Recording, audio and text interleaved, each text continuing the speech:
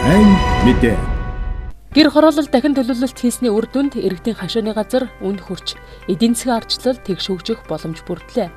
Ардчлал ясын 90-ад онд монголчууд өөрийн гэсэн өмчтэй болсон юм. Малчид малаа суурин газрынхан оршин суугаа орон сууцаа өнгөөгөөр өмчилж авсан нь ардчилсан нийгмийн мөн чанар байв.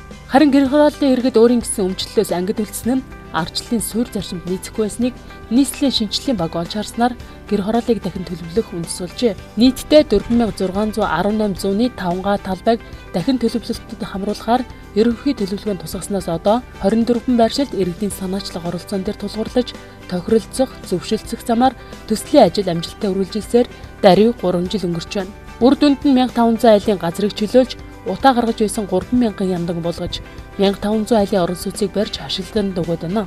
Ийхүү гэр хорооллыг дахин төлөвлөж эхэлснээр иргэдийн газар үн хүрч гэр хорооллын иргэд өмчтэй болох суурь орчин бүрдсэн нь сайн мэдээ юм. Яг үннийг хэлэхэд янз бүрийн одоо 200 сая үрж байгаа газар байна шүү дээ. Одоо би жишээ нь бид нар газар чөлөөлөх гээд одоо зарим газар очихоор 250 үгээ сууж шүү дээ хашааны газар. Жишээ нь одоо юу гэдгийг төв доорхон инженерийн шугам доорхон хашааны газрууд бол одоо бүр 80 сая 100 сая одоо юу гэдгийг. Одоо ерөнхийдөө хашааны газар бол одоо ямар ч байсан орон сууцаар солигддог болсон. Тэгэхээр энэ бол үнэхээр энэ бол ардчлалын төлөө хийж байгаа чинь. Энэ бол эдийн засгийн хөгжлийн төлөө хийж байгаа чинь. Гэр хорооллыг дахин төлөвлөх болсноор иргэдийн газар үн хүрдэг болсон нь яах аргагүй сайн мэдээ. 0.7 га газраа тохилог сайхан байраар сольсон олон иргэдийн төлөөлөл бол Уранбаяр.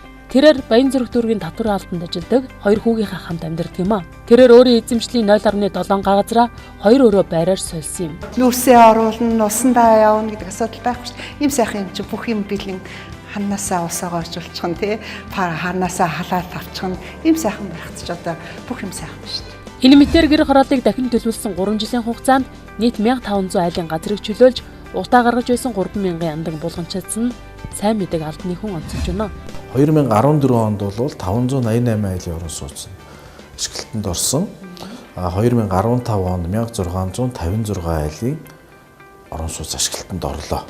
За ингээд бол эдгээрт бол нийт 500 гад газраа чөлөөлж өгсөн оршин суугч иргэдэн 500 гад айл бол байранд орсон. Улаанбаатар хотын нийт газар нутгийн 54.9%-ийг хамран төлөвлөлтгүйгээр тэлсэн гэр хорооллыг дахин төлөвлөснөөр иргэд өөрийн өмчийн газраа үнд хүргэн тохилог орон сууцтай болж эрүүл аюулгүй орчинд амьдрах эрхээр хангагдж байгаа сайн мэдээг үзүүлдэг. Гэр хорооллыг дахин төлөвлөх их бүтээн байгуулалтын ажлын үр дүнг олон иргэн сайн гэж дүгнэж байгаамаа.